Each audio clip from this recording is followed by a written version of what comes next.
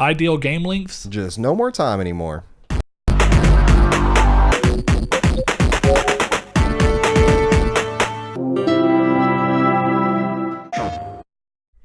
Hello and welcome to Triangle Squared, a PlayStation podcast. I'm your host, Brett Beck, and alongside me, as always, Mr. Saul Bridges, bringing you guys Lucky 128.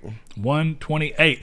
With this episode, we had the fantastic, it's been a weird time trying to think of great topics in this weird area we're in, where Switch is getting a lot of coverage right now because it's in that point of its life, while Xbox and PlayStation are really on the slowdown, which you'll see a little bit more as we get into some of these bits of news. But one of our listeners, longtime listeners, and he also does a couple of podcasts himself, Mr. Josh Shoop, suggested on Discord a topic about ideal game lengths. Essentially, what games do we wish were longer and which games do we wish were shorter?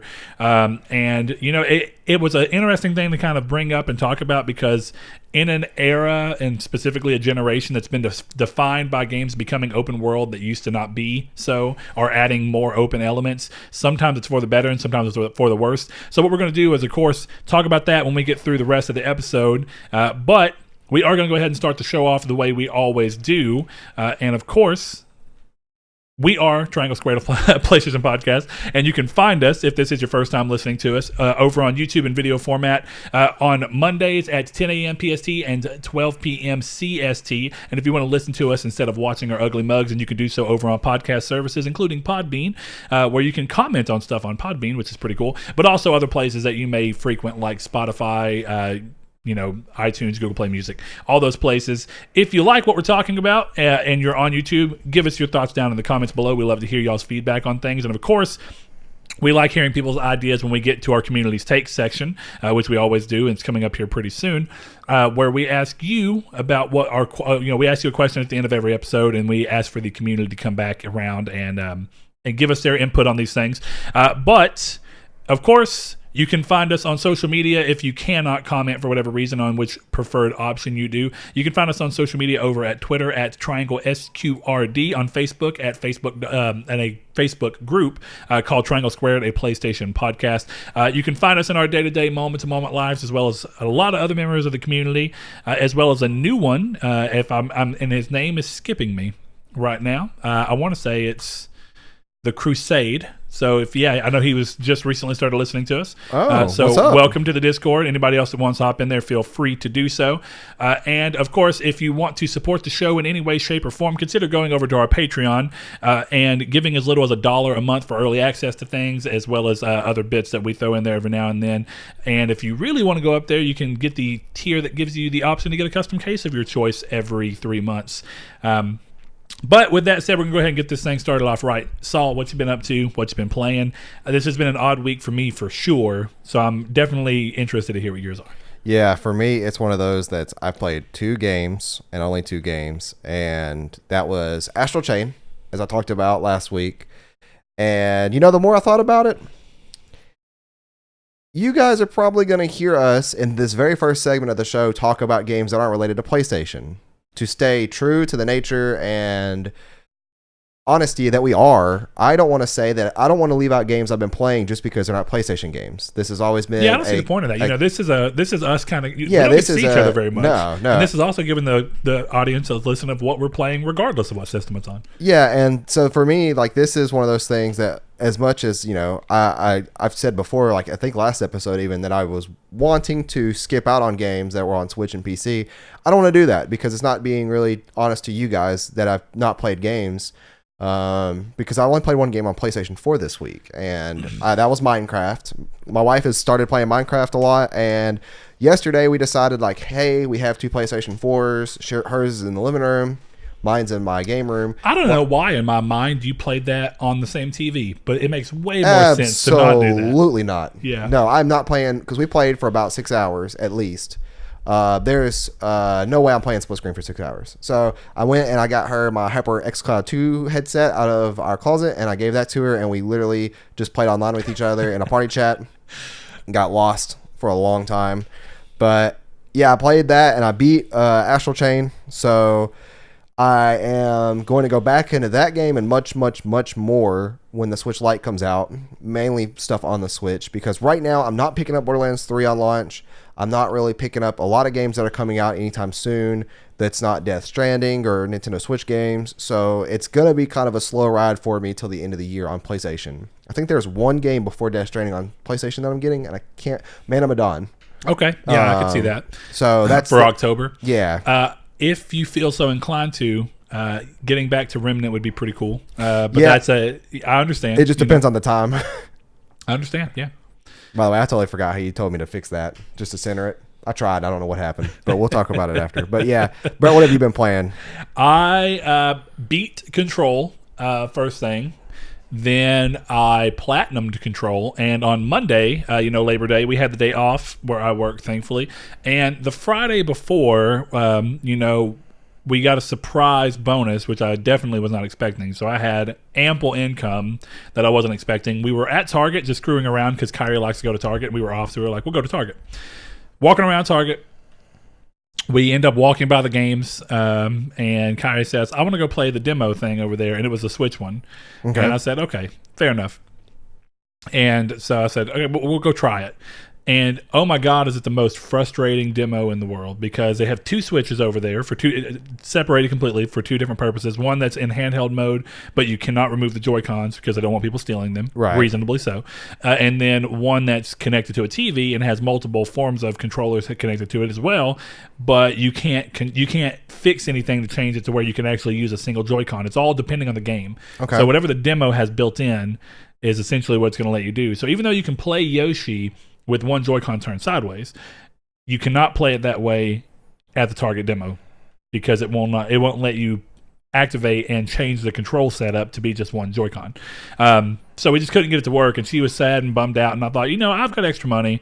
I've been debating buying a Switch and whether I really wanted to. A lot of it came down to me just, I have the money for it on average day-to-day thing, but it's not just completely disposable income. Right. So I decided, you know what? You did that again too. I did. I told you. We'll talk about this after the episode.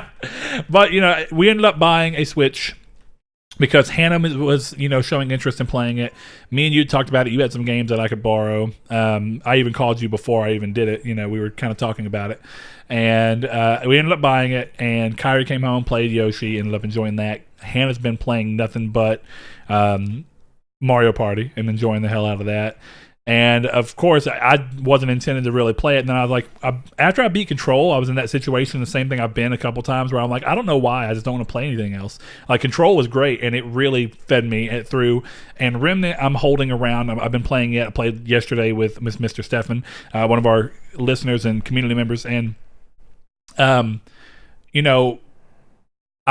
I like that game, but I'm waiting to play it with people because I think it's most fun when you're playing with other people. Yeah. And then Control was really fun, but I got through with it and platinumed it, so I was kind of like sitting there on Wednesday, like, I don't know what to do. And I decided, you know what? I've got the Switch. I might as well go get Astral Chain. So I did that. Been playing Astral Chain a lot, and really only played my PlayStation again yesterday whenever I was playing Remnant. So it's been an interesting week for that. Unlike Saw, I don't think you can expect to hear me talking about a lot of Switch games. It's just not a lot that to be fair, in the entirety of the Switch's life point, this is probably the most interested I've been in, with games like Astral Chain and then Zelda, which I will not be playing until Saul's done with it, and I can borrow it from him if he doesn't mind me doing that. And then Pokemon. So those are the three games on the Switch that are immediately calling to me. But until Rune Factory 5, this is probably the only monthly couple of releases of Switch games that I'll be playing. So you'll probably hear me playing about on PlayStation 4 as long as I can get over this weird hump of not knowing what to play. But I do intend to get Borderlands. I do intend to get them. And this month is so stacked with games across the board that it's just, what are you going to do about it? At some point, I'm just going with what we have. Are you going to pick out Rune Factory 4 Remastered? No, because I've played that game so much. Probably 1,000 hours, and I don't need to play it more. I've told other people to pick it up. Yeah. I told Seth to pick it up. I'm going to pick it up again. Yeah. It's fantastic. It's been so long. What, 5 years now? Yeah. Don't get me wrong. I could easily get back into it and love it. But I don't need to do that to myself because it'll be all that I play. you gotta know your boundaries, you know? Yeah. It's like when I went back and dipped my toes into old school RuneScape for a little bit, and that's all I played for 2.5 weeks. That's like your World of Warcraft. It is my World of Warcraft. And more precisely to what's going on right now in gaming news, it's my World of Warcraft Classic, you know? Because it is old school RuneScape, and you know what? That's a great. Aaron, when we went to dinner the other day, I went with Sunday actually. Went with Jonathan and Aaron, some of our buds, over and ate Chili's, and we were talking about WoW Classic and how they're finally getting around to do something that RuneScape actually did a long time ago. When RuneScape 2 first launched back in like 04, 05, whatever it was, the original RuneScape was left up for people to keep playing, even though it was no longer being updated. And that lasted forever until they closed it like maybe 5 years ago. And then before they closed it, they had old school RuneScape already back up, so that you had not only RuneScape 3, but RuneScape 2 and RuneScape 1 you could all play in one little period. And that was cool. So it's nice to see other people doing that. So it's like the McRib of gaming. Yes. The McRib of gaming. It just comes back around when it wants to. Makes sense. I don't know that they'd ever. I guess they might. I don't know that they'd ever release RuneScape 1 again. It's such an old, really, really poorly done game because of the technology. They've always been playable in a browser up until now. Now you have to download a client with RuneScape 3. Why is everybody moving to clients? I guess maybe for RuneScape 3 it would matter. RuneScape 3 you had to, because they switched to HTML, which was odd, which they probably could have pulled off. And I might be lying. Maybe you can play on browser still, but I wouldn't want to, because you get none of the options afforded to you that the client gives you, like full screen and UI scaling and all that stuff. So BlizzNet has soured me on any client that's not Steam.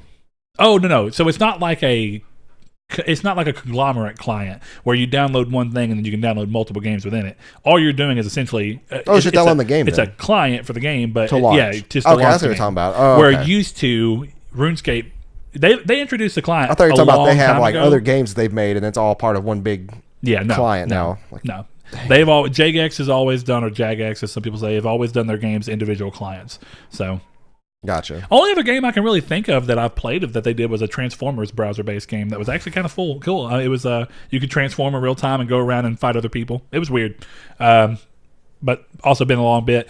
Anyway, we're going to get this show on the road the normal way, and I need to pull all this stuff up to do so. Sure. And that is with our Community's Take section. So what we talked about... Go ahead, Saul. I was going to say, for those that don't know, we ask you guys at the end of every episode to ask us, or no... we ask you guys. That was a reader mail right there. That was Habit from saying reader mail coming in. Are you missing reader mail already? Slightly, but we ask you guys to give us your thoughts and opinions on the episode and where you want to weigh in on the topics that we discuss. And we ask it, of course, over Twitter, Discord, and Facebook. And we try to answer a good chunk of them, but of course we don't have the time to answer all of them, just in case one day we have 500 of them.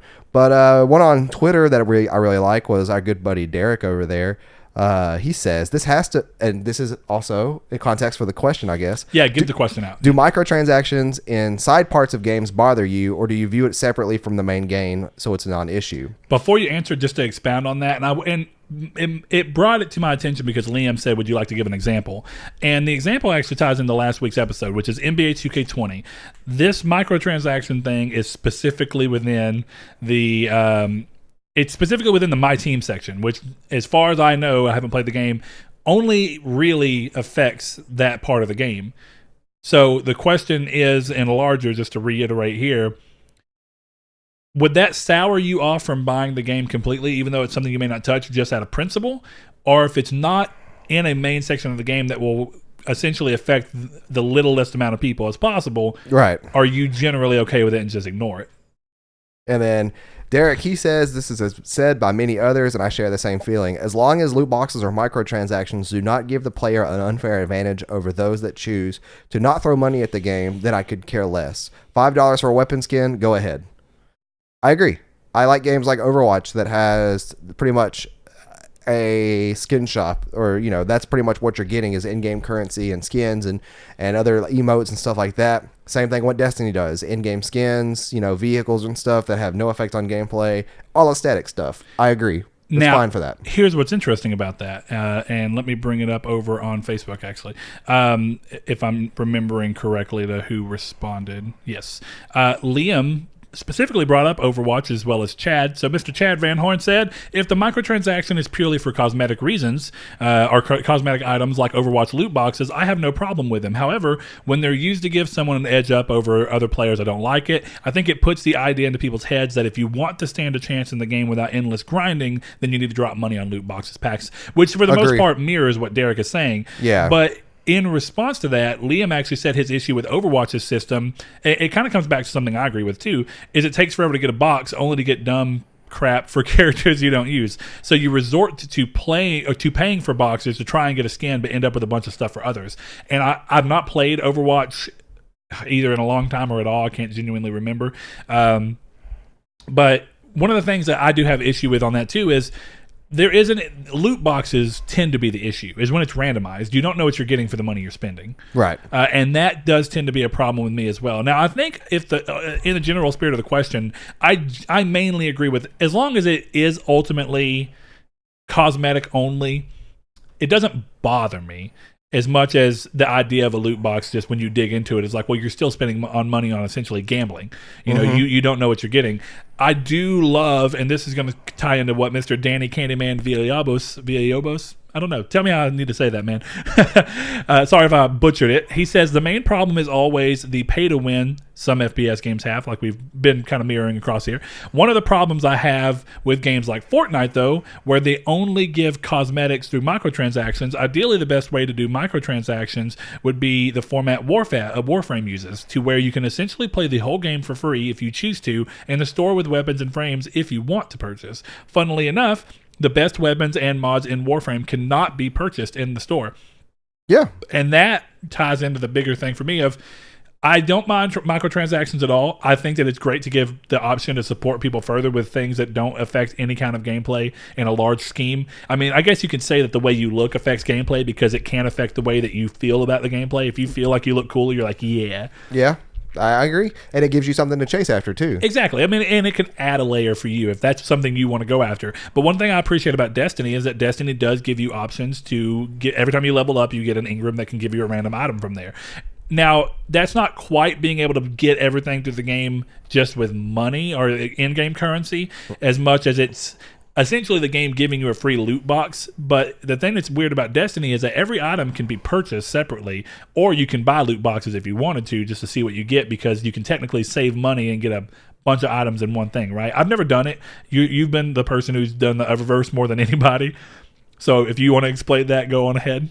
I mean, yeah, like when you look at games like Destiny 2, where they have, like I've said it before, they have the skins for the Whisper weapon, literally funded an extra mission. Yeah, but what I mean by that is like in Destiny, because I've never used Eververse, but you have. I know that you can buy packs of Ingrams, which essentially is like a loot box. You can't buy packs of Ingrams anymore, or ever. Well, I mean, you could buy Bright Dust to buy the Ingrams. Okay.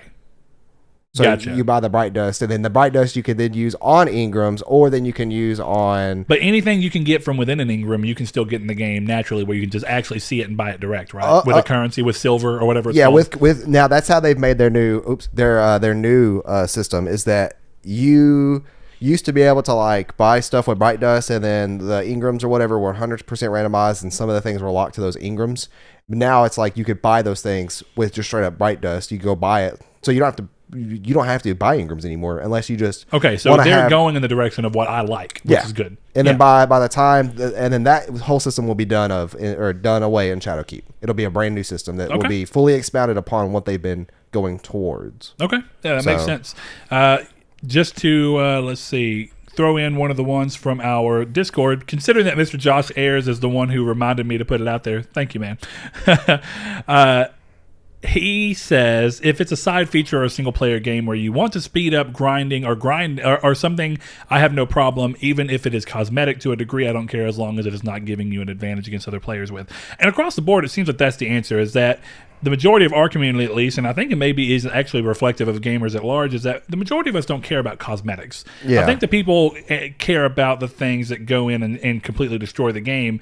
Like one of the examples that was thrown out there and said was, I want to say it was Chad talking about playing Madden and using essentially the same feature, the My Team feature, and he started, and essentially the cards that you end up with is going to determine how good you do. So if you just go out and spend a ton of money on cards, you can never even get caught back up in the leg because of the way they designed this. The not only the feature in the game mode, but also the way they designed the microtransactions is that if you just want to dump $100 into the game, you have a much higher chance of getting great cards. And then once you're there, you're done. Yeah. Essentially, if you don't want to spend money on cards, you've got to try and slowly grind through and win to get cards, and you're never going to do it if somebody else spent the money. It's a paid shortcut. It's the same thing of where it's pay to win in a smaller section of the game. Yeah.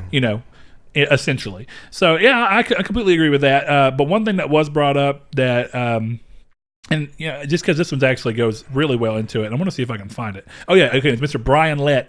This is the last one we'll do. He says, micros only bother me when it either hinders the actual game or can be used as a competitive advantage in multiplayer. Examples of each would be AC Odyssey or Shadow of Mordor for the first, where the AI is arbitrarily hard to push you into micros, and Star Wars Battlefront 2 for the second. Now, he brings up two games that are very in particular. I didn't know Battlefront 2 had pay to win was pay to win into it. The beginning, that was an issue. You don't remember when it first launched, and then we had the episode about the microtransactions. The microtransactions that people had problems with it is that it had pay to win. That's things right. that you could For some reason, we've been doing this so long. I was thinking that was Battlefront 1. Oh yeah, okay. No, that was Battlefront 2. No, that was Battlefront 2 before they turned everything around and gotten people on their side. But he brings up two games in particular that one that I've shared issues with, and one that I did not have issues with, but it's changed so much. You and I were talking about Shadow of Mordor. We'll talk about that one first. If I'm not mistaken, it was me and you talking about Shadow of Mordor and how I did not have any problem with needing to buy anything or feeling like I needed to buy anything to speed up the end game. Right. But you brought up a good point of, I played that game and beat it at launch. The game apparently got worse later on. I don't know if it got better. I don't know if it got worse, but it got fixed where it wasn't grindy towards the end game. And they basically made it easier. Well, I played it at launch. So at launch, the game was made to where it wasn't really bad, and I considered it completely post content. So it's the idea that even like games like Batman Arkham Knight used, where you have to 100% the game essentially to get through a true ending, which is like the other ending completely works. But if you want this extra layer of an ending that kind of changes the way you perceive the ending before it, then that's what Shadow of Mordor had. The one little difference there, actually I should say Shadow of War, because I think he brings up Shadow of Mordor, but I don't think the first Shadow of Mordor had any microtransactions. I don't think it did either. I think he does what I do, where I get those two games confused just due to the name. But I also think that, like, you compared it to Arkham Knight, there's a slight difference there though, when I think you can buy things to make your improvement better in one game versus just collectible grinding in another. Essentially, you can buy better orcs to essentially just give you a better chance at going through the 10 things, but it's just time. And there is nothing really about that. If you're okay at the game and you have a decent orc collection from the campaign that you carried over, then you can go through the 10 levels of the Shadow Wars or whatever they were called. I got through 6 of them. Right. And I was just kind of like, this is just boring to me. I wasn't having a problem with them, but it was just boring. The only thing you can really do to improve it the only thing you can really do to help you is if you don't have good orcs, you can buy better orcs to try and fill out your rank so that you have a higher chance of succeeding. But all it comes down to is that you had to do those 10 missions to begin with, the 10 takeovers or whatever you want to call them. But he brings up AC Odyssey, and then we'll wrap this up. AC Odyssey is the one that really stuck out with me. I played the game about probably 4 to 6 months ago, and Josh Ayers over in Discord actually mentioned that as well, that he played it about 3 months ago. And I felt like that game really slowed down in an effort to try and convince players to go and buy the XP boost, which essentially would be that you'd spend $10 one time on the game, then you'd go through and you would actually level up in a way that felt like what the game should have been at launch. And I looked at a lot of people talking about the feature, and that every one of them said that this feels like what the game should have been. And I did not feel any kind of that in Origins. I beat Origins, played it, no problem. But I felt it terribly in Odyssey. It's like I was doing as much side stuff, if not even more than what I was doing in Odyssey. But every time I try and go through, I get a new main story mission, and it'd be 20. Well, not really, but it'd be like 10 levels ahead of me. You never beat the game because of that, right? No. Yeah, that's what I thought. Beat Origins, and I ended up trading the game in because it just wore me down. So yeah, I definitely think that there's issues to be had with microtransactions, but I think the bigger point that I can pull out of this is that a lot of people agree that there are ways to do microtransactions that feel the least invasive in a way that most people don't care.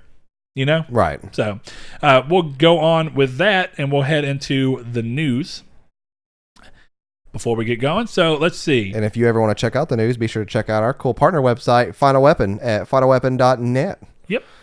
And don't put www in front of it, apparently. I figured that out. It leads to a profile. When I was trying to type to it, I was trying to, because Derek, one of our patrons, was asking what the website we always mentioned was that had op-eds and stuff. And it surprised me. Maybe it's mobile because it just led to the regular website here. Yeah, maybe it was because I was on my phone when I was trying to do it. Yeah. But yeah, either way, when you the way I figured it out is when you go to share the link from your phone. Oh, it pulls the link only says HTTPS. Gotcha. So that's / It's not a website problem. It's an Android problem or share problem. Maybe. Who knows? But we're going to hop into news real quick. And the first thing on news is for people who like Diablo and have been thinking about getting Torchlight. It was recently released digitally on PS4, but if you wanted to get it physical, the date for the physical release is November 15th, and for the great price of $20, same price digitally. I really appreciate when games come out that are the same price physically as they are digitally, but I also understand being completely okay with paying $10 more or $5 more for a physical copy on a game that came later physically. You know what I mean? Yeah. I don't mind, but it is nice to see them at the same level. And I've been debating getting Torchlight 2. I have it on PC, but I just never really cared to play it. It's very similar to Diablo. I played it on PC. Wasn't a fan. I want to play it with PS4 Diablo controls. I want to move my character with an analog stick and not clicking. You know, it's just the carpal tunnel that you get from that games like Diablo are incredible. Yeah. And I hated it. You know, I never want to go back to that time again. That's true. So I will play that game on PlayStation and consoles until the next one releases. Probably not Diablo. I've burned myself out in Diablo, but I might play Torchlight 2. And if anybody wants to play with me, let me know. Might pick it up even beforehand. I think that there was some talk about Kiki and other people getting it, so if you did, let me know. I'll hop in and play with you guys. Next up, originally launched with no DLC on in the release and no plans to add the DLC, Borderlands 2 VR gets 16 different DLC packs added to the game completely free of charge. These include the 4 main content packs that brought new story for it, as well as the 2 new Vault classes, Vault Hunter classes, which are Necromancer and Psycho. And this is awesome news. They have done completely across the board. They've shored up every single problem that I had with the game when they first announced it, which was, unlike Skyrim VR, which included all of the content on it in VR, this one did not have any of the story DLC. It did not have the extra 2 people into it, which made no sense to me. It did not support the aim controller, and which is obviously the best thing for it, but they've done everything. They've added aim support, which helped the game immensely. It's way more fun to play. And I think that adding the DLC justifies people wanting to pay $50 for a game that they probably already owned. Or worst case, they want to try it, but are like, I can't even play the full game now because I want to play it in VR for my first time, but the DLC is not there. Yeah. This all seems to come as like a... Do you remember when they had the big PAX panel for Borderlands 3, they kind of had like a concerted effort to be like, we're going to try and just really sell the Borderlands name. We're going to go back and we're going to release Borderlands 1 on PS4 and 4K. We're going to go back and update the Handsome Collection in 4K and with new textures across the board. Then we're going to come and we're going to add the DLC to Borderlands VR, 2 VR, and then we're going to come out with Borderlands 3, and there's going to be a free DLC or something that hits and you can play between them. And I think it was a great idea, because how do you get people to want to buy something if you feel like there's disjointed... I'm not going to say that. I guess it's just that it feels like it's really good... It's goodwill being thrown out to people who have bought the games in the past. Be like, hey, here you go. Something nice for you. Would you play Borderlands 2 in VR if you had one? Do you think you would? Not your type of game for it. No. Curious, because do you have a reason why you're not getting Borderlands 3? Realistically, just not enough time for the games I want to play. Fair. Because I do want to go through like Dragon Quest 11, Link's Awakening. All this is all coming out within like a week of each other on the Switch, so it's like really hard. Oop, my bad. And then playing Minecraft on my PS4 for now. It's kind of like, you know, I might, but also it sees that Borderlands like a 4-player game, and it seems like just exactly 4 people in our Discord are getting it. So it seems like it's just going to be, there's going to be times like Destiny, like where everybody's on, but you can't play with people because they're already in a group. So it's like, well, this is just a waste of time. That's fair. That happens on Remnant every now and then, you know, where it's only 3 players, so it's exacerbated worse, which is part of Destiny's problem, you know. Yeah. But thankfully, 4 players does help a little bit. But yeah, it's a good question. I don't really know. I want to play with people if I can, and that's really the way I'd prefer to play the game. I really don't have interest in buying the game and playing it by myself. Yeah, and that's the thing, is that if I buy the game and I try to play it, and if there's already a squad of 3, like, well, what else am I going to do with it? Like, maybe there's one person not playing, or technically a squad of 4, right? Yeah, but it's like then there might be 1 or 2 other people not playing, but that's a gamble. Yeah, it's true. And then you get in the mood to play it, and then nobody to play it on, and it's like, well, I don't want to play it by myself, and then you just don't play it. Yeah. It's a risk you run into with any kind of game like that, I guess. That's fair. Next up, indie darling Celeste's free Chapter 9 expansion is coming on September 9th. What's the day this episode goes live? As well as the dev team sticking together under the newly formed Extremely OK Games. So, I love that name. If you liked more of what they were doing, they're the ones that did Towerfall Ascension, and of course Celeste. Then yeah, there you go. They are moving forward together, and that's pretty cool. Next up, Pixel Opus, the developer behind the upcoming exclusive Concrete Genie for PS4, has announced that the game has gone gold ahead of its October 8th release date. So congratulations to them, and I hope that this game comes out, does really well, and does not have any major problems, because it really sucks when a game goes gold and then you still hear about all the problems, and it's like, makes like just that's when you really kind of like delays for games that you really care about. It's weird too, because it feels like going gold a month ahead of release seems like a long time. Yeah, but you've got to get the gold over and let it be mass manufactured, and then you've got to let it be put into plastic cases and everything, and wrapped up and sent out and shipped and arrived to where they can hand them out day one. It does take time. Yeah, not to mention that, like, when stuff comes out about games that's something about broken, it's typically way past the point of fixing in that sense, like pre-patching before the game even ships. Yeah, fair. Well, and that's a good point to bring up too, is that you do get the option of, typically when a game goes gold, they immediately start working on a day one update of any of the problems that they didn't know of.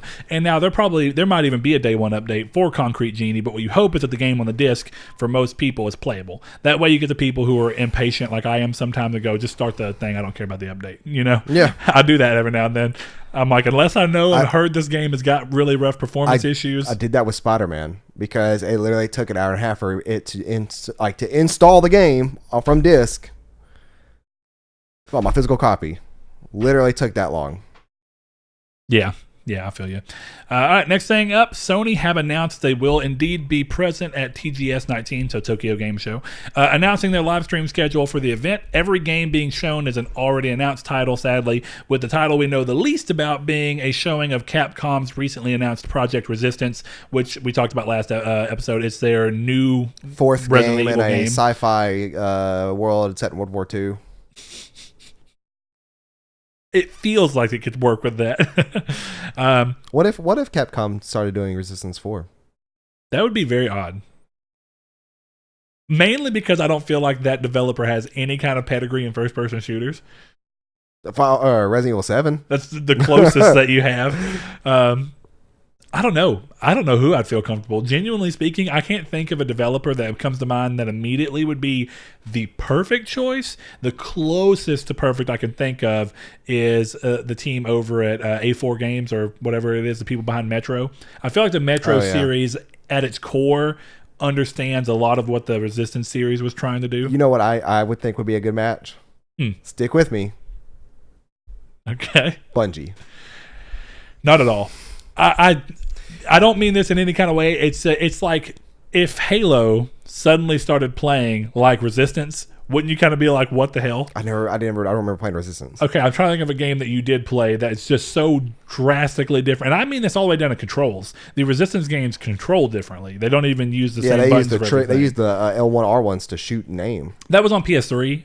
All games on PS3 did that. I hate that. But if they remastered them, of course, or if they came out with a new one, it would be switched. I hope. I mean, Guerrilla did it with Killzone Shadowfall. Yeah. So, but either way, which was weird because the first Killzone didn't use L1 and R1 to shoot and aim. They used L2 and R2, didn't they? I don't know, on PS2. Yeah, I don't know. I'm pretty sure they did. It's been so long since I played it. But the problem that a lot of people have with the triggers on that is that because of the way they were shaped, it would just automatically do if you set it down. So a lot of people just avoided putting important stuff on that. PS4 controller is. I don't have that problem. You're one of the only people that don't have that problem. But setting like in your lap and then moving around or something, all of a sudden, like you hit I don't set it on my lap, I guess. If I'm setting my controller down, it's going on my desk in front of me. No, Or if I'm in the chair, it just goes on the chair beside me. Yeah, but nobody has like a big old round camouflage chair. Oh, I know the pillow was camouflage. Yeah, the pillow is camouflage. I don't care for camo. It's my grandpa's pillow. I'm repping. There you go. But I thought it came with the couch. Nope. With a chair, I guess. Whatever that thing is. Anyway, the rest of that, of course, is Project Resistance will be there. We'll probably get to see the first real bit from it, as well as maybe the announcement of what the game actually will be named. And as well as that, you can catch updates on Neo 2, Yakuza 7, and Final Fantasy 7 Remake, as well as some other games. Turns out, as far as we can tell, it may be on the show floor, but in terms of new stuff, we're not going to see anything from Ghost of Tsushima, sadly. Which would have been very fitting. Do you hear the rumor that that's no longer a PS4 game? It's a PS5 game at this point? I've seen it swirling around, but I think if anything, it'd be a cross-gen game at that point. I hate cross-gen games. I really hope not. I don't know. I can't think of a developer on a first-party studio from a manufacturer that typically have very high quality of their games that has done cross-gen yet. I don't think anybody's done it. I don't remember Microsoft doing it. I don't remember Nintendo doing it. If anybody was going to do it and be able to do it right, I would imagine it would be the first party team that's very intimate with the hardware. And they could understand if you're really intimate, like, okay, say Horizon, this is just not that it's going to happen, it's not. But say Horizon Zero Dawn 2 or whatever it's going to be called, was a PS4, PS5 release. If anybody in my mind was going to be able to do it, Guerrilla, who are very, very familiar with the PS4 and had that game running smoothly, so much so that Death Stranding is going to run off that engine. They know the PS4 well enough. They're the ones who were one of the first people to do a really well-scaled game for the PS4 Pro. I feel like if anybody's going to be able to scale between the two, it'd be Guerrilla to the absolute best of the, like, where you couldn't tell, where you like optimizing and everything. It would feel like a PS5 game on PS5, and it would feel like a PS4 game. I guess the only reason I'm worried on PS4, because when you think back, like this wasn't a real big issue until last gen. Well, cross-gen, the issue that came from it is that it was more this gen. It was that games... Well, that's what I mean, is that the transition from last gen into this gen. Yeah, because and some of them were cross-gen because they didn't remaster them. They just re-released them, like Call of Duty and Assassin's Creed. And they ran poorly, but then which is why I didn't like them. Dragon Age Inquisition and... Thief, which, I played Thief, and... It was more like it looked fine as an next-gen title, but it didn't look as good as you'd expect. Yeah, and that's why I don't like those because games. It was held back. Yeah, you can tell, and then even sometimes like Call of Duty Ghosts had performance issues. Yeah, from trying to go over. Or they just felt like they barely bumped something up, like Assassin's Creed 4. You couldn't tell anything was in there. Like, don't get me wrong, if anything, it was a better-looking PS3 game. It was impressive as a PS3 game. I think it actually ran at 1080p, didn't it? On PS3, I don't think so. No, PS4. Oh, yeah, on PS4? Yeah, okay. Of course it did. But... either way, I get you. Cross-gen is a very weird situation. Yeah, maybe if they do it right this gen, who knows? But they've talked about cross-gen with Final Fantasy VII Remake as well, that they wanted to have the game be prepped so that when it cross-gens over, the PS5 and next-gen consoles would be able to tap into the higher detailed stuff. That game's going to be so weird. Who knows, man? Everybody keeps talking about how they're so worried about the next release being on PS5 and how does that carry your saves and stuff forward, and if it does, which of course we've talked about on Reader Mail. But moving along, Ikumi Nakamura, the creative director behind Bethesda's Ghostwire Tokyo shown at this year's E3, has announced that she has left the company a mere 3 months after her showing garnered her internet fame and goodwill.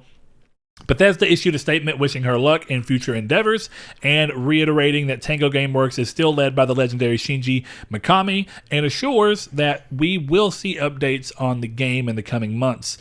So it sounds like, as far as Bethesda's willing to say right now, the game is not going to be affected in terms of releasing. So they're going to go ahead and stick with the game. This is a shame. She had a lot of energy. I like that. Yeah. She did get picked up and gave Bethesda a lot of goodwill in a conference that otherwise a lot of people did not care for. Yeah. I think that Tokyo Ghost or whatever, Ghostwire Tokyo was one of the better showings. Yeah. And going through all that, it's a shame to lose somebody who was so specific about it. You're going to see Saw for a split second. There you go. Saw your nipple looked hard. Yeah, it definitely did. Either way, Next thing up on the list, in light of fears that Anthem and BioWare at large might be in jeopardy, studio head Casey Hudson took to the BioWare blog to give updates on their games, as well as reiterate their commitment to Anthem as the team works behind the scenes to strike a balance between getting new content up often enough to hold players over until their longer-term vision is ready. This all concluded with the announcement that the Edmonton studio is moving into a new state-of-the-art facility with 3 large floors of office space custom designed for future game development, seemingly showing EA's continued investment and trust in the future of the studio. And this is interesting to me primarily because I get so many people saying BioWare's done. You know, we saw the guy from Anthem leave, Ben Irving. We saw the other guy from Dragon Age 4 leave. And we're in this situation where it looks like things are falling apart. But I don't think the EA would have invested in a new space and a new studio after all this stuff if they did not really believe that the studio was going to do well and had a future with them.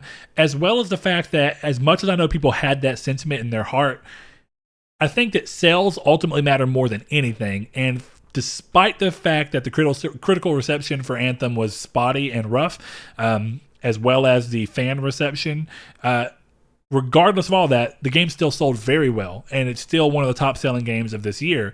So I guess it comes down to EA doesn't feel the stress just yet to get rid of them because it's not led directly to a shift in sales. Mass Effect Andromeda did not sell as they expected, but that also wasn't the main team. It was a satellite studio in Austin handling a franchise that they probably shouldn't have been. Who knows? So I don't know. It's only Edmonton moving. They're going to be the ones behind Dragon Age 4. They're still behind Anthem, though the Austin branch here in Texas is doing the same thing in terms of working on Anthem with them. It's a dual support studio effort. Hard to say, but I think this ultimately is a good thing. Moving on to the next thing, Koei Tecmo announced a game adaptation of the popular fairy tale manga and anime series. The trailer, putting emphasis on magic, guilds, and RPG elements, shows a 2020 release for the game, which is being developed by Gust, the studio behind the Atelier series, with more info promised for TGS 2019. So, of course, if you want to see more about that and you like fairy tale, then you can go check it out at Tokyo Game Show this year. Saul's back. Yay. Did you wash your hands? No, I actually told Kyrie yesterday we were going to the bathroom and our mall doesn't have paper towels. That was a visual treat right there. But, you know, our mall doesn't have paper towels in their bathroom. So what do they have? That little air blower thing. Oh, them things are disgusting, dude. Yeah, they just blow bacteria everywhere. So anyway, I always avoid them. And Kyra was like, well, I don't want to use that. And I said, you don't have to worry about it. And I said, plus, if your hands are still wet when you come out of the bathroom, you get to hit them with the old, I peed on my hand thing, which is a classic joke. Anyway, moving on. It works when you're her age, though. Yeah, definitely. It gets a lot weirder when you're 26 and going, hey, I peed on my hands, and they're rubbing it on somebody that you don't know. Yeah. Classic times. That was a killer joke in school. That's when you just look them dead in the eye. You just lick where they just wipe their hands and be like, yeah, tastes good. Yeah, you've got to sell it with a straight face. They're getting some dickish at best moments on this podcast. Hey, it's okay. They need those. Next up, and we're getting very close to being done, Death Stranding has been revealed to follow in the footsteps of many other PlayStation exclusives with a very easy mode for players who want to focus on the story without the challenge potentially halting progress. We've seen similar modes added in post to games like Horizon Zero Dawn. Kojima likens this to a mode for movie fans and more casual people who don't typically play games, which I think is fair. A lot of people, I've never understood this. The option to play a game incredibly easy should never be an issue to me. Except in games where they're known for their difficulty. Dark Souls. Oh yeah, fair. But or Souls like. But hold on, we talked about that in our episode about Sekiro and people calling for it to have an easy mode. But I think it's more than that. It's the option to do so when the developer intended it. So in this case, yes, this is perfectly fine. Kojima's looking and saying, "Hey, you know what? This is a movie. This is a game that he's been recently viewing games more as movies, and if you follow him, he talks about movies a lot.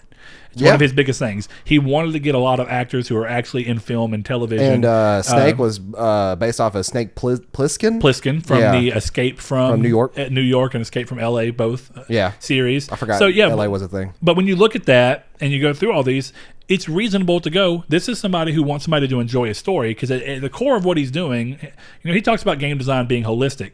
At the core of what he's doing, the majority of what's selling him on this idea is the story and how the gameplay ties into the story, which still does seem to be more on, it's a feature that is ultimately there to try and buoy another part of the story of like, hey, this is just, we're tying back in. So for him to want to say, I want a very easy mode so that people can roll through and enjoy the story, I don't think that's weird. If you really think about it, Dark Souls across the board, and even a game like Sekiro, those are games that tell a lot of their story in lore, and you've got to do a lot of digging and playing, and there's a lot of people who will play them, enjoy them for the challenge, and still not understand the story at all. Yeah. Then you have people who will play them for the challenge, and then also take on the added challenge of figuring out the story. Yeah, that's our fun favorite parts. So when you look at that, I completely get it. You try your best, but that kind of game is very different. It doesn't have a core story that makes sense for people to try and go after. But games like Horizon and a lot of what Sony does, which are very story-driven games that do have fun gameplay that can be challenging if you want them to be, it's nice for them to go back and, them adding a mode for very easy into Horizon when Horizon already had difficulty modes or was going to add hard difficulty and whatnot, makes total sense. It's a game that has a story. That it has difficulty modes already, so might as well make it it's like Halo. Halo does it perfectly fine. Easy, normal, heroic, the intended difficulty, and then legendary if you want a challenge. Yeah, exactly. So, and we've seen that across the board in a lot of games, but I think it does depend. It's a game-specific thing, but there were people furious that this game is going to have a very easy thing. And it's always perplexed me. Yeah, if it intended it from the start to have it, and it's not part of a series that is known for their difficulty being the selling part of the series, then yeah, it's fun. Yeah. Last thing up on the docket, Code Vein, the anime-inspired Dark Souls-like game, has a playable demo available for those interested to try the game before potentially buying it when it releases on September 27th. So, I enjoyed the beta. It seems like the demo is going to be the same section as the beta, where you get to go through, create your character, begin the game, go through to a certain section. Why is it the same? Is it just because they want everybody to experience the same thing? I think it's just that the beta was there for actual technical purposes, and now they're just like, this is a good opening part. We've already kind of sectioned it off for the beta. We can, tighten that up a little bit more, give it out to people. Oh wait, never mind. I'm getting the demo confused with what was the alpha? Was the alpha the same as the beta? Do you know? We played the network connection test, or I did. I don't think you ever got around to it. I downloaded it, but I didn't end up. That was essentially a beta. Okay. For specifically seeing how the game ran with other players playing together. Did they not have an alpha? No. Okay, I thought they did for some reason. Never mind then. I'm not. I thought this was the third iteration of a demo for this game. Might be, but I don't think so. Either way, this might be a game I'll pick up too for PS4. This was the game I was trying to think of earlier. That comes out. Yeah. Because it was this and Man of Medan. Yeah. Okay. This one I'm on the fence of. Man of Medan, I'm for sure getting. Yeah, I mean, I don't know. If you didn't play the beta, it's a good thing that the demo's there. The thing about the beta is it's closed access for a small group of people that are following the game closely enough and just chomping at the bits to play it. But a demo is something that's good because it goes up for perpetuity. If somebody wants to try the game out a year from now, they can go, hey, there's a demo. Pick it up, play it. I like demos for that exact purpose. Yeah, we were talking about demos coming back around. And Dragon Quest XI's demo is 11 hours long. Yeah, I know. That's still crazy to me. Perfect. But that's the last thing up on the list, so we can get moving into the main topic. Like we said, main topic came from Mr. Josh Shoup, longtime listener, good buddy. And you know what?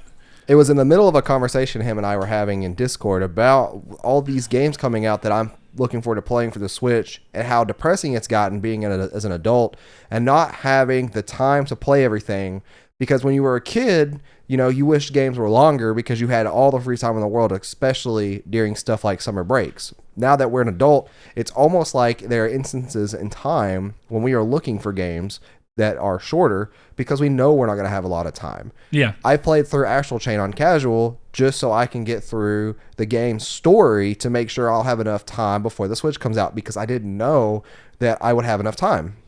Anything could happen, and I didn't know. So now that I finished it, I'm really excited to start New Game Plus and stuff when I get my Switch Lite and go back through at harder difficulties, and Platinum games are notorious for them, and New Game Plus modes. So, and it harkened back to a conversation that we were having about how there are games that we that we've all played and stuff that we thought were too long. Now as an adults, that's a key factor. But then games maybe as kids, or games that we played when we had more free time that we wish were longer, and kind of games that we're going to go back and look at into this topic is what those are going to be. And I want everybody to know from the start, this is a very subjective topic. This is stuff that we think should be shorter or longer based on our experiences in playing them. That doesn't mean that the devs should have cut parts of the game on purpose, or it doesn't mean that the game was cheaply made and got out real quick and it's just a cash grab. It's based off of our experiences with the games. Yeah, and part of the fun of that is it lends itself incredibly well to a really fun community topic, because everybody's going to have different answers on this. Oh, absolutely. Yeah. One of the things I thought was probably the way cheating. that... I'm not even... I can't genuinely see your screen. Well, I'm going to exit off of it. But either way... The thing that I kind of thought would lead me into this topic is something that me and ironically Josh were already talking about the other day, which is he posted there's a meme that goes around on Facebook, or maybe you call it me, maybe not, but either way, it's just a little picture. It's the thing that's been posted by Kiki as well, where somebody puts names on different lunch tables and says which table you're sitting at. You know, and I was talking about it. There was a couple games on there, and the one that I went with in particular was of all the games that were shown, the one that had the most genuine interest and kind of curiosity in, and what I would really be trying to bank myself with is Final Fantasy VII Remake, of all the stuff that was listed. But one of the games that was listed that I said, this is why I'm not doing this one, it was Dragon Ball Z Kakarot, the RPG game that they're coming out with. And the reason being was that every time that they've shown that game, it just looks massive, but it looks empty. And it looks like back in the PS2 days when, every game does this differently, so don't take this as a slight against it. But you remember Shadow of the Colossus being huge? Yeah. But there's on purpose nothing in it, because it's purposely...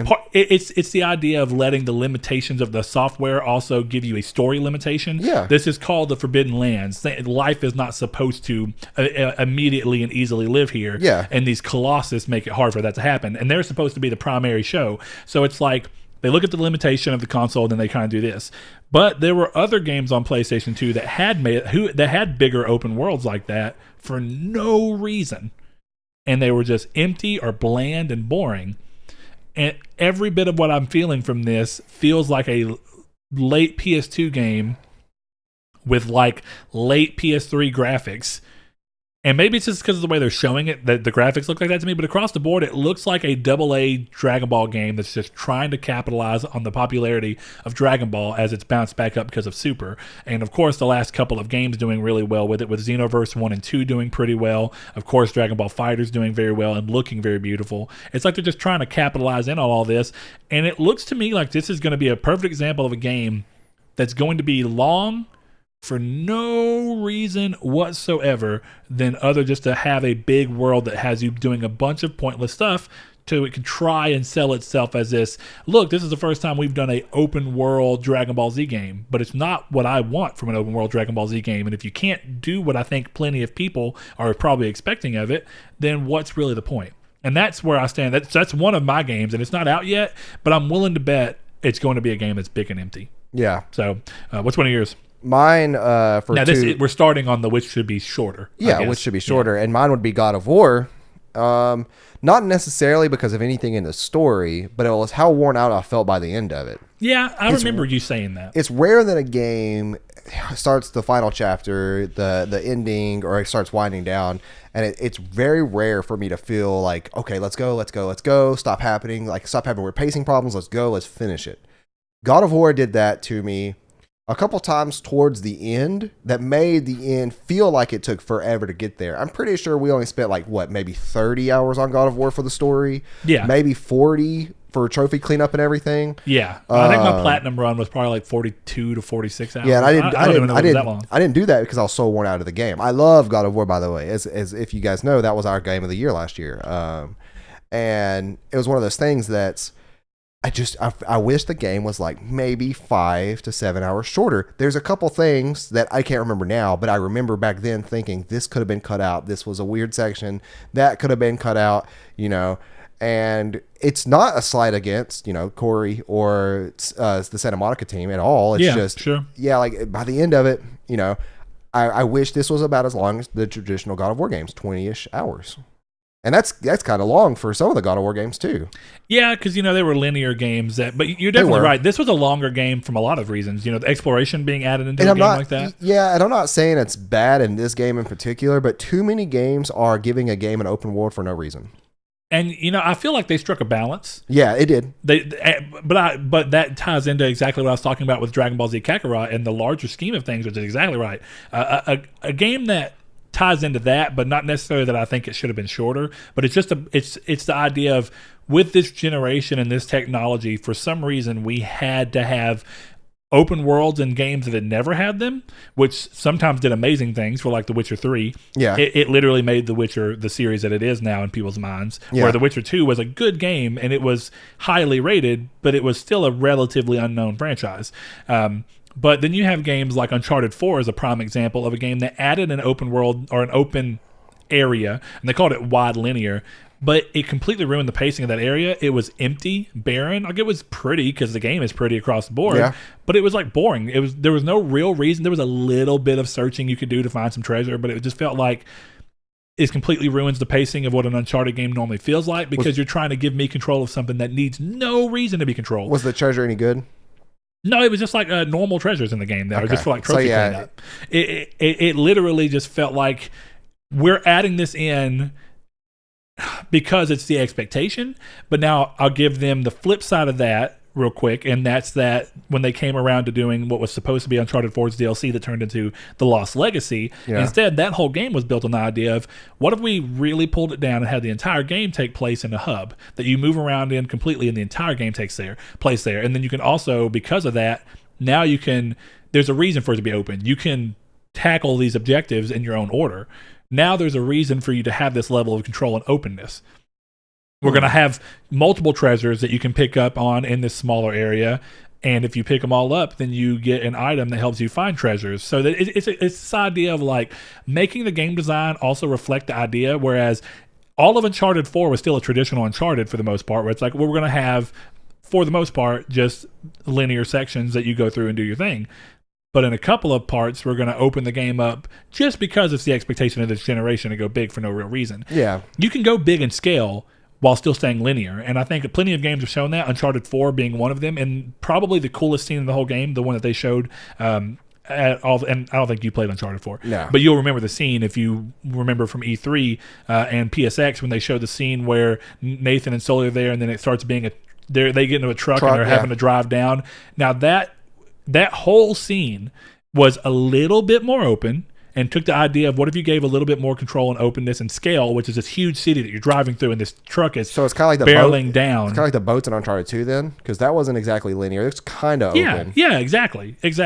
And you're kind of going through, and it gives you this feeling of openness and this feeling of like, wow, this game is so big and epic in its sense of scale, but it doesn't change anything on the back end of the pacing. The coolest scene in Uncharted 4 is that scene that they showed off, realistically. And they showed it off. Which, but I hate it when games or movies do that. It was amazing, and it was all, for the most part, the same basic linear idea, but while expanding the scale. I'm like, there's no way they could have done this on PS3.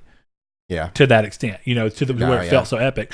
But yeah, that definitely ties into that. I don't know why games feel like they need to be open world this time around, but it's like, I wish that wasn't, and it is going away as we've seen AA games come back around and have games like the Plague Tale Innocence. They're like, we don't care. We're just going to be a linear game that you can move through. And the linear sections can be decently spaced. Where you have linearity doesn't always have to mean it's bad. Yeah, exactly. I mean, don't get what trying to say that or anything. The Order 1886 is probably a game that exists in the realm of could have been longer. You know, and for the same reason, I actually got mentioned it. One piece of key stuff that I'll give to the Order is that the Order did not try and open itself up arbitrarily. No. It was pretty. The Order's issues open linear. The Order's issues have nothing to do with the fact that it was a linear game. Yeah. The Order's issues have to do with the fact that the way they chose to pace a linear game. Yeah, and that is its own thing. And I actually think that the pacing, for the most part, is okay, but not from a gameplay standpoint. It's like if you were watching a movie and these things were going on, it wouldn't feel so weird. But when you're controlling it, and that actually is on my list for short games. But we'll get to that whenever we get to that list. So, what's another game for you though? Another game that I feel like could have been a little bit shorter goes into ironically. One that I was already mentioning, and it goes into the same basic principle of games being big for no real reason, and it goes into for some reason they decided to make the Assassin's Creed franchise open world, and it's AC Odyssey. And actually, I felt that a little bit in Origins as well. It feels like you can slow down. You can go back to what more people expected from these franchises, which is an idea of that they kind of slowly move themselves there anyway with games like AC4, where you can move around on a boat and go to different islands and stuff, from what I can tell. But going as big as they did and adding as much side content as they did, it feels like I call it the symptom of Skyrim. Where if you remember in 2011 when Skyrim hit, everybody was praising how open and how crazy the different options you had were. And then do you remember when Far Cry 3 came out and the literal marketing tagline that they were going on is that some reviewers said it's like Skyrim with guns? I don't remember that at all. Okay, that was the tagline that people were selling Far Cry 3 on. I'm pretty sure I could look it up. Look, Far Cry 3... Skyrim with guns. Skyrim with guns, right here. And that was what they were going on. Like Skyrim with guns. Yep. Know your meme. And it became a meme because they were marketing it hard. I worked at GameStop at the time, and it was just constantly... Oh, anyway. It was just constantly talked about. And that's what I call Skyrim symptom, where I feel like most of why games started feeling like they had to be open world is that Skyrim sold so ridiculously well. And then you see so many games try and copy that, where we're trying to be open world like that it became this idea of if you want to sell on that level and have that level of notoriety that Skyrim has, you have to open yourselves up arbitrarily and give yourself way too much content for no real reason. And I tie that into a lot of games, actually. Spider-Man PS4 is a game that needed to be open world because of the character.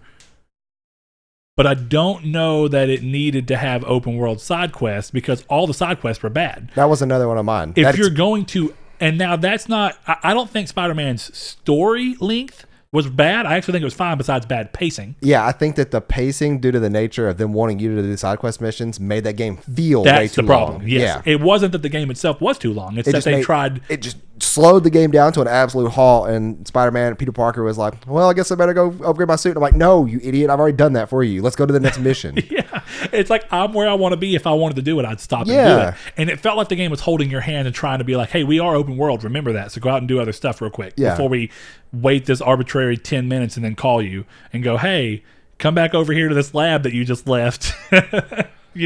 But it's so annoying. That ties into it. So it's very similar to how I feel about Batman, right? And look at two games. You have Spider-Man PS4 and then you have Batman Arkham City. You have one game that has an open world that has a ton of very compelling side missions, which go through more enemies and different things. And like, okay, these are longtime villains of this series. We're going to open up a new story path that you follow through for there. Whereas Spider-Man's bonus missions are like, well, you need to be open world as well because web swinging in a non-open world just doesn't feel as good. And we know that because of all the Spider-Man games that have tried doing open world web swinging since the beginning. It's one of the most compelling parts of Spider-Man to begin with. So when you keep going through like that, you end up in that situation where Spider-Man opened itself up because of the character because they needed to, but then they did not fill the world with anything interesting. But if they were going to do that, then just make the world not have that extra crap. Yeah. Don't bloat the game. Yeah, don't try to artificially extend. Either do it with Arkham City style. The only character, did you get platinum on Spider-Man or did you care? No, because you were burnt out for me. I was way burnt out. I'm close though. That's the sad thing. The only side mission that exists in the whole thing that's a thread of side missions that actually matters with a hero or a villain that's trying to introduce a new storyline is one, and it's 3 missions only, so it's not even very long, and it's Tombstone. Yeah. And that's the only way. Now, you meet Tombstone through the main quest, and then you follow him. You end his story arc through side quest. Ironically, don't do that ever. I don't mind that so much. I hate that. As long as, but the problem is the story put too much emphasis on what led to him. If it was just like you picked up a coin and said, "What was that?" in the story, and then later you can investigate the coin and be like, "Oh, this is this thing." But the way they did it was terrible. It was like here's a mission dedicated to sneaking around his warehouse. You're not going to see them again unless you go find them on your own. Exactly. And Ridiculous. See, and now they did things weirdly. I don't know. I just feel like Arkham City is the prime example of making sure that you have good content in the game. So that goes back into, ironically, the problem being that some games being too long because they try and artificially inflate themselves by being open world, which I wonder if it's really more of a symptom of Skyrim or more of a symptom of the generation where people go, well, we have more power. What do you do with that power? Well, you make a bigger world. Yeah. Well, if you make a bigger world, then what do you do? Well, I guess you make it open. Well, if you make it open, what do you add? Fetch quest? Yeah, fetch quests, like finding people and taking photos of them or looking at a photo of it. It's just poor mission design, you know what I mean? It is. And it's all in the name of trying to artificially link to the game. I hope that the second Spider-Man does not do that. Yeah. That's a game that could. Don't get us wrong. We love the Spider-Man PS4, but there's lots of faults in that game. I'm actually really glad that both of us landed on the same conclusion on that without even talking to each other. Yeah, we were just playing the game, then we came in to do the impressions episode. And it was just like, yeah, go watch that impressions episode. It's pretty old, but if you care to. But let's flip. If you have another one that you feel like should have been longer or should have been shorter that comes to mind, go ahead and throw it out, and then let's flip over to games that we feel like could have been longer. I did say the order, but the order is definitely on my longer list. Yeah. Oh yeah, that's right. Because we're still on what games should have been shorter. Devil May Cry 5 is one of them. I love Devil May Cry series. At first, I wasn't going to pick up 5 due to the nature of how slow it looked, but then I realized that the more progressive you play, the more the style comes back. There's just parts of that game that could be cut out, and I think that overall game length for me was around 35 hours long. Oh no, that's too long for what that is. 30 hours long. Even then, though, where Astral Chain hit that perfect 15, 25 hour mark. That's perfect. Yeah, where Devil May Cry 5 hit, the game refreshes itself fairly well with pacing due to the nature of the game and the story. The game's still a little more fresher than Spider-Man, so I'm not going to say much, especially if you ever decide to play it. But I definitely want to. I haven't had time. Well, it does cool things with characters. I'm glad you said that. I'm probably going to buy RE2 Remake and Devil May Cry 5. And whenever I get to the next part of where I'm like, I don't know what I want to play, immediately play those. Yeah, and Devil May Cry 5 is definitely worthy of playing. But when I bought that game at launch and I beat it, like within a week, and I remember thinking like there are certain parts of the game, certain character parts that I was just like, man, this is just getting old fast. Please take me back to another character. I don't want to do this anymore. And that specific set of missions always took forever, and it happened, I believe, twice. Okay. Maybe no, it happened 3 times. It's kind of similar to when you play as MJ in the Spider-Man games. Absolutely similar. Please don't ever, Insomniac, don't ever put MJ back in that game like that. Please. Or they should have made her Gwen Stacy so they would kill her off in the first game so we know she won't be in the second game. Her character, fine. Her missions suck. Yeah. That was a weird choice. All right, so let's go towards games. And I'm going off the wing. I see you're over there typing stuff up. Well, I had a list. I'm trying to let this be from the gut. The feeling that it's... Well, what's crazy is there's been games that I've played in the past where they've ended. And I'm like, that's it? That's all? I can't think of any of those games. And I couldn't when we and Josh were talking about it either because I was actually going to bring them up. I have an answer for you on a game that should have been shorter that I'm surprised you didn't mention. What game? Metal Gear Solid 5. Technically, yes. Your whole idea of where you feel like it should have been ended.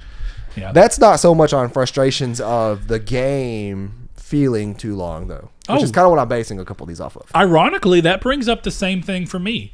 Now, not from necessarily a time perspective as much as a feeling perspective. I feel like we talked about it plenty of times. Far Cry 3 should not have kept going past Voss. It's like... That happened? Yeah. Oh. Yeah. That's lame. Voss is... If you ask anybody, he's the bad guy of the series. Yeah. Of that game, rather. But when you actually go through and play the game, he's not the final person. It'd be like Joker in Dark Knight getting killed off or arrested, and then there's still 45 minutes of movie left. Yes. Like, what is this? Yes, and that's exactly what it feels like. Now, Hoyt is not a terrible villain, but it's like you've had the best. It's like you should have reversed the roles somehow, but it wouldn't have worked. You know what I mean? With the way they were writing it. And as much as I love that game, that's definitely a game that could have ended. Probably, I don't even know how much game time that is. I was playing it to platinum most recently, but I'd say probably if you were just going story heavy, probably 5 hours of gameplay that was extra, that was just did not need to be there by any 5 to 7, that just did not need to be there. But games that should have been longer. Let's see what these are, because that one's a more weird question. I feel like I more obviously know. The order is one of the only times where I've been like, even though I don't ever do this, the order is 6 hours. No, it's not. It's the order is roughly around 8 hours long. It's 8 to 10, depending on what you do. I believe I got my trophy in probably 10 hours of playing. My platinum trophy, I mean, in probably 10 hours of playing. And the way I broke that game up was I started it on a Sunday afternoon. I played it for like 4 or 5 hours, and then I stopped playing, went to bed, woke up, went to work, came back, and then oh no, I was off that next day too, because I beat it. I remember I had the platinum trophy within 24 hours of purchasing it. Like almost at exactly the 24-hour mark of me purchasing it, I had the platinum.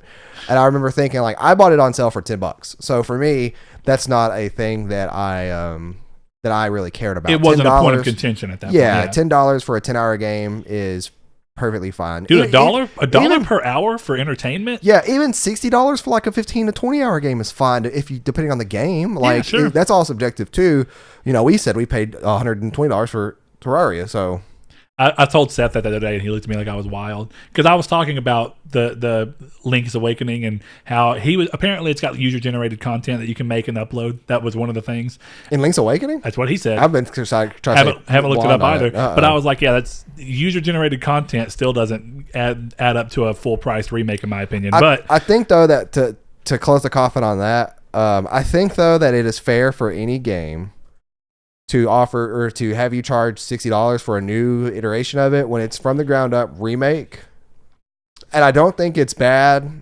So do you think it would have been fair? And this is a real question on that. And I know this is technically aside from the point, but we'll close it up real quick. Are you telling me that you would have been completely okay with paying $60 for not only or not all 3 Crash Bandicoots, but just Crash Bandicoot 1? And then $60 more for Crash Bandicoot 2. It was released as the package. As a collection, yeah. But it was teased as the collection. Okay, but let's go back to it. What other remake have you seen, a full-on remake outside of, and the only one I can even think of that might actually hit that, but I don't think it was a $60 release, was the Yakuza Kiwami games. I think those are $50 releases.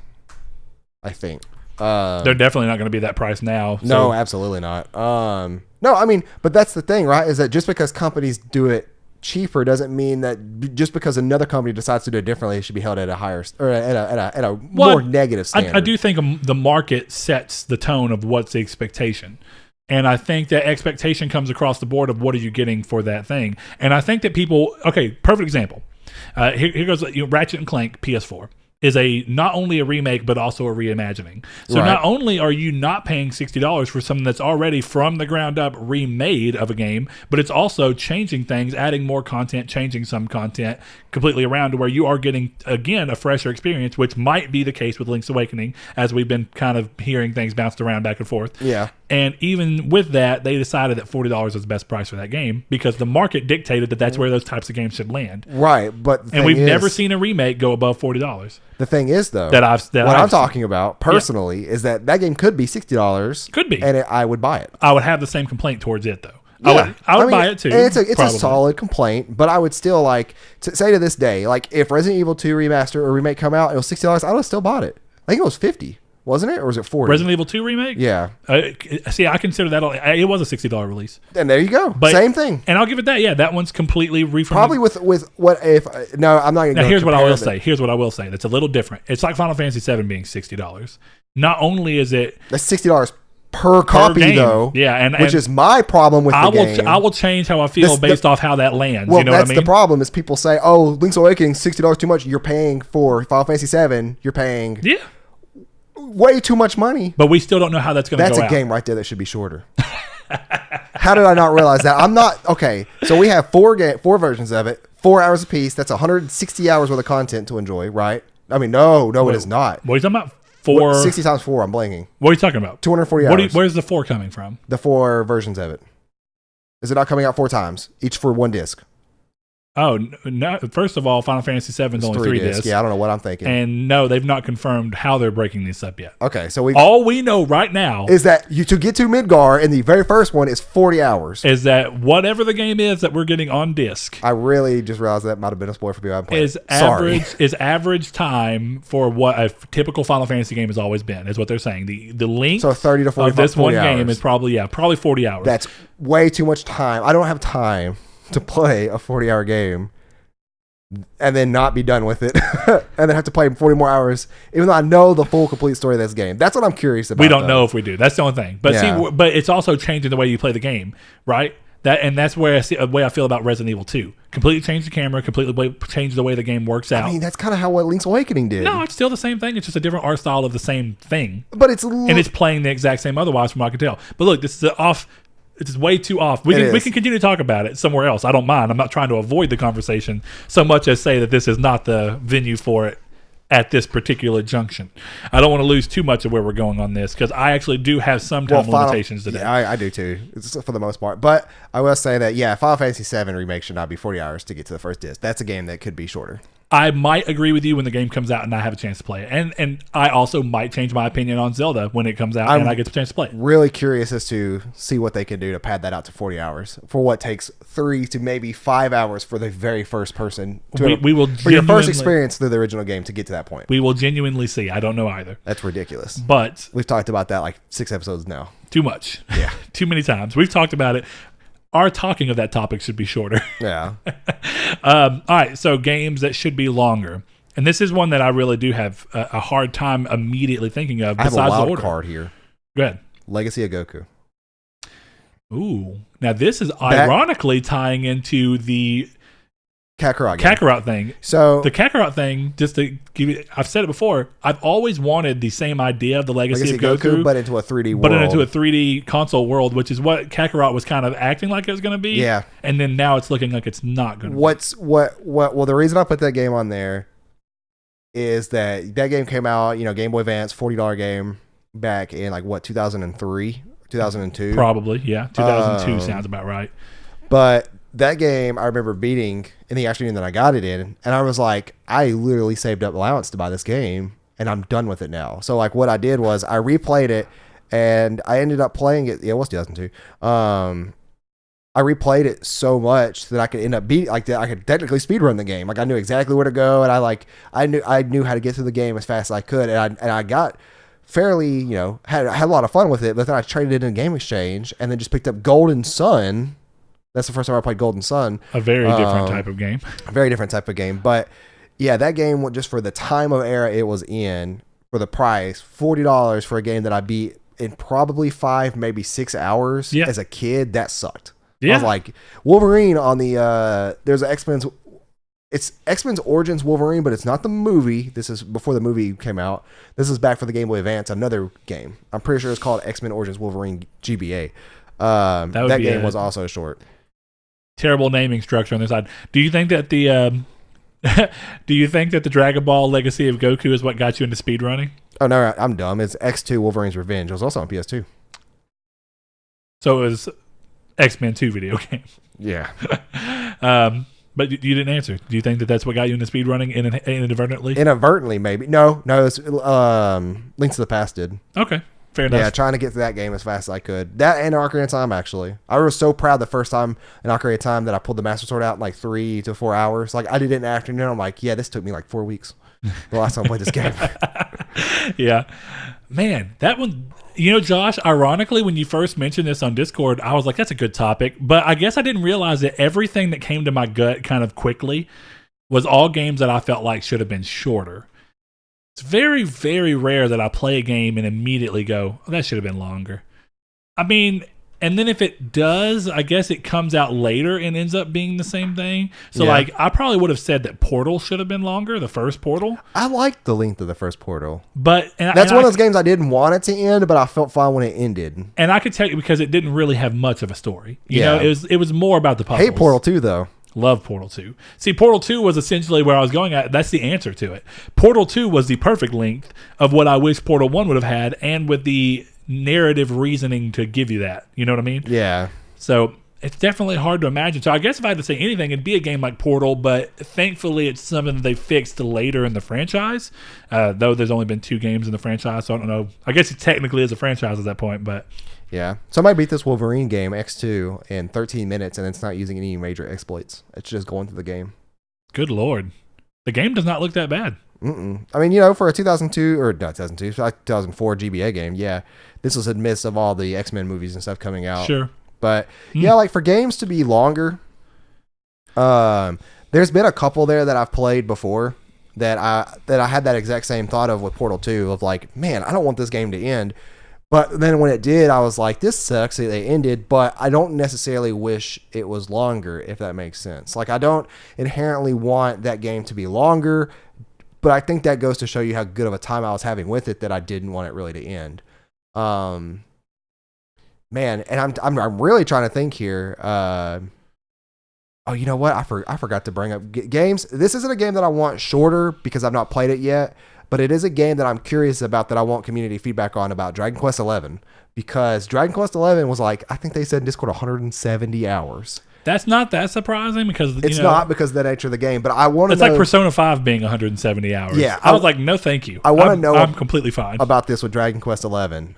Is it really worth it for 170 hours? I know I'm going to get a lot of resounding yeses in there. But also, is it really... Does it 170 hours go by fast, or is it really one of those that's like you feel every bit of it, but it's fun while you're doing it? Let me know about that because that's what I'm curious. Yeah, I don't know. I think that I'm pretty sure that's the conversation we were actually having, me and Josh, about that spawned the topic of this. I saw him say that. Yeah, the topic came, and I think I might even still have it pulled up in the side over here. He specifically said life happens, and now I ponder on what the ideal length of a game is. But yeah, it was kind of going back into that idea of when when you were a kid with no responsibilities, you loved the idea of a 58+ hour game. Now he says the very idea of it makes him cry. Yeah, and like it almost overwhelms you in a way because you as an adult you plan things out. And like right now, for me, I know that I have a smooth break of games between now and September 20th that I'm really going to worry about because September 20th is coming and I'm picking up The Light, picking up Awakening. I'm going to play those, and then I'm going to pick up a Dragon Quest 11. Yeah. The thing about it, though, is that if I want to throw a game into here between now and then, do I really want to play a game now or just relax? Because I'm still in that kind of funk that Astral Chain pulled me out of. Now that I'm done with it, do I want to go back through Astral Chain, or do I want to save that for my Switch Lite? What do I want to do? And say, like right now, if someone said, well, go ahead and just start Dragon Quest 11 on the Switch. I know for a fact I'm not finishing that up before the 20th. It also goes to like absolutely not. Games like I'm thankful they did this NES thing now because I forgot to mention this, but I only played a few minutes of Link to the Past on the Switch. Yeah. That's such a cool service too, by the way. But how fast everything works. But and once again, it's like, do I have time to fully dive deep into this game like I've been wanting to as an adult now, since I haven't done it in about 10 years before the 20th? I don't think I do. The game's not necessarily long, but to get every single thing in the game that I want to get, all the heart containers, everything like that, then yeah, it might be a little... And definitely when you have other games that are coming out that are prettied up or spruced up, like you can play Link's Awakening and there might be something different. Yeah. Or if nothing else, it feels fresh because of the new coat of paint. I literally haven't played it since... I think you could buy it on the original... No, it was on the 3DS that you could buy it. It was one of the Game Boy Color classics. Okay. That's the last time I played it, so it's been about... Yeah, I don't know. 10 years. I don't know. I guess my bigger thing is I've never been one to really like games that go into that 170-hour mark naturally. Well, naturally, I like that. Well, what I mean by that is a game that constantly has story for the whole 170 hours, or at least has story to tell, but even if it's only drip feeding it out to you across that 170 hours just to try and hit that length. That's something I've never cared for because that to me is a pacing problem. Well, I mean, and Sean were talking about it too, that Dragon Quest 8 did it really, really well. And that because that game was long too.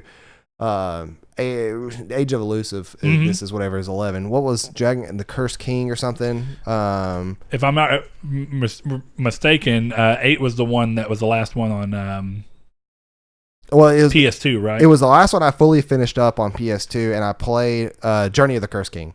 Yeah, that's the last one I fully played on the PS2, and that's the one that came out to 3DS too. That actually looked fairly well for a 3DS game. But it's one of those that it flowed naturally, but it didn't really feel like a game that I spent all that time on. It felt natural.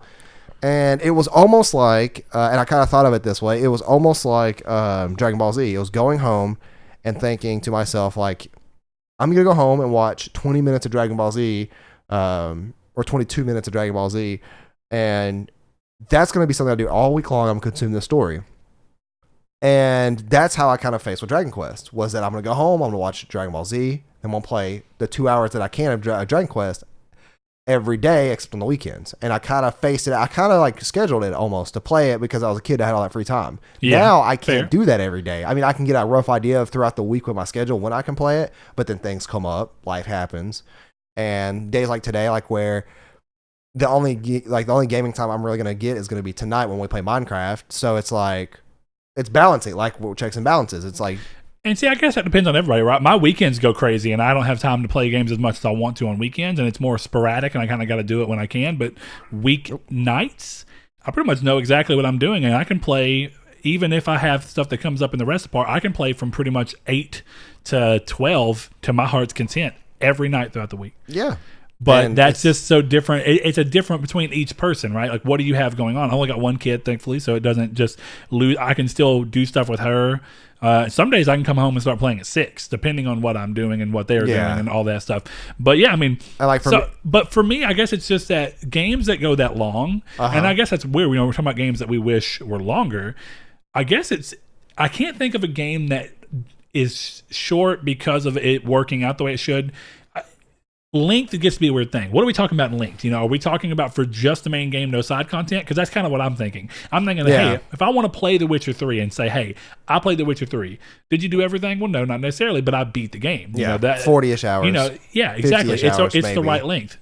Skyrim, same thing. I could hop in and do it. Now, of course. That's where it gets confusing with Skyrim because it's, you talking about main quest? Well, exactly. And that's what I'm talking about. It's like, you can say you beat Skyrim in, 50, 40 hours, or maybe even less, depending on what you're doing. Skyrim main quest like 20 hours long. It's short. But unless it has 6 main quests or whatever. Exactly. So, but that's my point is that I don't think that Skyrim should have been longer or shorter because what it was for its main quest is perfect, and then the other quests I can go in and digest at my own pace, and those are perfect. Well, what I don't want is a game that's like Persona, where it's like you can't even say you rolled credits on Persona 5 unless you played over 100 hours, probably. And I don't. That feels so forced and wrong to me. Forced is probably not the right word to say there for me. I don't think that those games feel forced, but it's because I played the first 15, 20 hours of Persona. I died in the first or second palace. Didn't save since the first palace. I'm like, I'm not doing this extra 5 hours of content over again. I understand, yeah. Or at least I didn't back then. So I still have it. And I've been meaning to play it eventually. But my whole thing is, it's like, man, for a story to be 170 hours long and to have praise, it has to be good.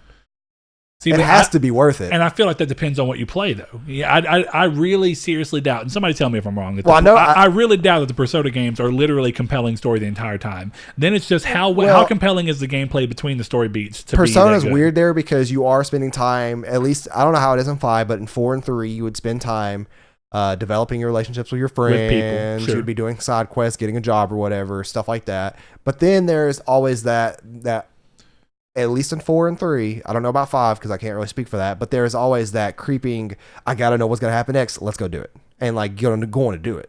Where Spider-Man cut you off from that in a sense, and that's where it slowed the pacing down. Yeah, sure. Persona was like that a lot, and you actually could just go get the answers if you wanted to. Or you could spend time to focus on friends. See, but 4 did have a weird little break. What I'm curious about is, because I know that those games have to have side content. It's almost guaranteed they do. And it's probably side content that gets locked as you continue to go through certain parts of the game. Like you every section has got its own. You just don't know about it until it becomes available. Well, yeah, but then I'm sure you can do a certain thing and it'll lock it out as you move on from a certain area. Like each area probably has, and I don't know for sure, but I could see that being the case. I think in 4, and it's been about 2 years since I've replayed, and I didn't even beat it the last time I played it, but I got about a little bit more than halfway through, if I remember the boss structure correctly. But there's relationships that you can do, and if you miss out on certain things in those relationships, you miss out on certain items. Yeah. And certain content of that nature, too. So my bigger question is, are those games actually 100 hours if you just sit there and only worried about going through the main story? How long would it actually take me? And that's the part is, everybody here talking about it, I think are people that love digging into all the side content, and therefore they end up going through and thinking to themselves, okay, yeah, this game was 100 hours for me to roll credits on because I was doing a bunch of side stuff, but I had a fun time doing it because that's what I enjoy. That's not what I want. I want a game to let me play the main story as quickly as I want to and then go back and do all side content whenever my heart contends to it. So the main story is 96 hours long. Good Lord. The main plus the extras is an extra 6 hours long, coming in 112 hours. The All Styles version of it is 110 hours, and the Completionist is 173. Nope. So, for those that don't know, this goes in well with this topic that if you are adults like us that have real weird time constraints, there's a website called How Long to Beat. That website's fantastic because it breaks down a game and tells you how long to beat it. Don't look for a game you haven't finished yet, because you will be able to. Have you never heard of that website? No, I have, but I for some reason didn't think it was just how long to beat. That okay, sorry. Not gonna say what came to my mind. Oh no, you don't. Okay. But anyways, Dickish at Best is coming up soon. I won't be there for that. But yeah, we want you guys, once again, communities to take topic. What games do you think should be longer and what games do you think should be shorter?